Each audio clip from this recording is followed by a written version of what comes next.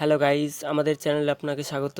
আজকে আমি নিয়ে এসেছি আপনাদের জন্য এরন্স কোম্পানির তরফ থেকে একটি পাওয়ার এমপ্লিফায়ার। এই এমপ্লিফায়ারটি এরন্স ইন্ডিয়া নতুন লঞ্চ করেছে। এই ভিডিওতে এই এমপ্লিফায়ারটির ফুল রিভিউ করব এবং এই এমপ্লিফায়ারে আমরা কত ওয়াট লোড দিব, কত ওয়াটের স্পিকার চালাবো সেটা নিয়ে আলোচনা করব। ভিডিও শেষে এই এমপ্লিফায়ারটির প্রাইস নিয়ে কথা বলবো, তাই ভিডিওটির সাথে থাকুন। ভিডিওটি শুরু করার আগে চ্যানেলে যদি নতুন হয়ে থাকেন তাহলে চ্যানেলটি সাবস্ক্রাইব করে বেল আইকনটি প্রেস করে দিন। তো চলো গাইস, দেরি না করে ভিডিওটি শুরু করা যাক। আজকের এমপ্লিফায়ারটি সাব সিরিজের এমপ্লিফায়ার, এর মডেল নম্বর হচ্ছে 16K। এই এমপ্লিফায়ারটি আমাদের 8 ohmsে 2600 ওয়াট পার চ্যানেল আউটপুট দিয়ে দেয় এবং 4 ohmsে এর আউটপুট হচ্ছে 4800 ওয়াট পার চ্যানেল আউটপুট। এই এমপ্লিফায়ারটির ফ্রিকোয়েন্সি রেসপন্স হচ্ছে 20 হর্টজ থেকে 20 কিলো হর্টজ পর্যন্ত। এই এমপ্লিফায়ারটির সেফটিকে ধ্যান রেখে এরন্স ইন্ডিয়া কোম্পানি এই এমপ্লিফায়ারটিতে অনেক ধরনের প্রোটেকশন ইনবিল্ট করেছে। এমপ্লিফায়ারটিতে অটো স্পিড দুটি ফ্যান দেওয়া হয়েছে। এমপ্লিফায়ারটি যতটা হিট হবে এর ফ্যানের স্পিড ততটাই বাড়তে থাকবে। এমপ্লিফায়ারটির ডাম্পিং ফ্যাক্টর যেটা 8 ohmsে কাজ, এটি একটি প্লাস ডি ক্লাসের এমপ্লিফায়ার। এই এমপ্লিফায়ারটি নেট ওয়েট হচ্ছে